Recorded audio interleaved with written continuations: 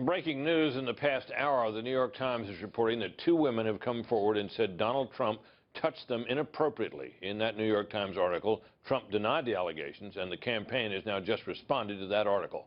Fox's campaign Carl Cameron is in Lakeland, Florida with the campaign. Carl, what's the campaign saying? Well, it's a breaking story here, Britt, and they just have released this statement, and it goes like this.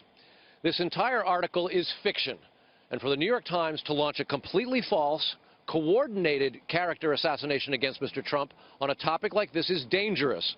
To reach back decades in an attempt to smear Mr. Trump trivializes sexual assault, and it sets a new low for where the media is willing to go in its efforts to determine this election. It is absurd to think that one of the most recognizable business leaders on the planet, with a strong record of empowering women in his companies, would do the things alleged in this story. And for this to only become public decades later in the final month of the campaign for president should say it all. The statement continues to say, further, the Times story buries the pro-Clinton financial and social media activity on behalf of Hillary Clinton's candidacy, reinforcing that this truly is nothing more than a political attack. This is a sad day for the Times, and that is from Jason Miller, the communications director for the Trump campaign. Britt?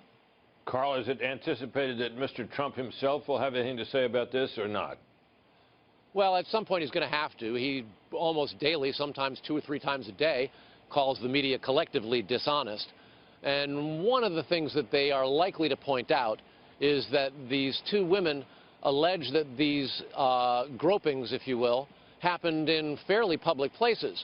And one would have to envision that two people in first class of an airplane, one could be groped by the other, and there might not be a commotion about that, or that one man would start kissing aggressively a woman outside of an elevator in a fairly trafficked building would also go unnoticed. But it is 30 years ago, and we're given to believe that there are perhaps more of these types of allegations to come, and the fact that the press is digging in on them certainly gives rise to the Trump campaign's argument that the media is collectively against him, when in fact it could simply be looking after the facts. But the Trump campaign knows that there's likely to be more of this. They've actually suggested that there would be attempts further to discredit his candidacy and that they should be seen through that political prism.